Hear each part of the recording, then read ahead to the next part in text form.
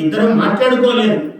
ఊరికే భార్యాభర్తలు, అవగాహన ఉన్న భార్యాభర్తలు ఎట్లుంటారో లోకానికి చూపించాడు వ్యాసుల వారు. పోతన కూడా మనకు చూపించాడు. ఏదన్నా మామూలుగా బయట వాళ్ళందరూ ఉంటారు, ఇద్దరు భార్యాభర్తలు మాట్లాడుకోవాలి. ఏమండి ఇలాగా అని అడుగుతుందా భార్య? అడగదు. భర్త చెప్తాడా? నోటితో చెప్పాడు. క్రికెట్ చూస్తే అర్థమైపోతుంది. ఆయన ఏం చెప్పాడో ఈమెకు తెలుసు, ఎలా చెప్పాలో ఆయనకు తెలుసు, రెండో అర్థమైపోతాయి. అలా చూశాడట ఆమె వైపు. ఇట్లా చూస్తే ఇట్లా అన్నది, ఏం పర్వాలేదు మింగండి నేను చూసుకుంటాడు అంటే విషయం మింగొచ్చా అని అడిగాడు.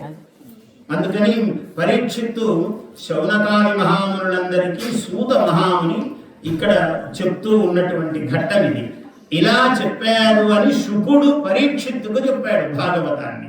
ఆ శుకుడు పరీక్షిత్తుకు మొట్టమొదట 7 రోజుల్లో సప్తాహంబుల ముక్తి చెందుడు క్రియన్.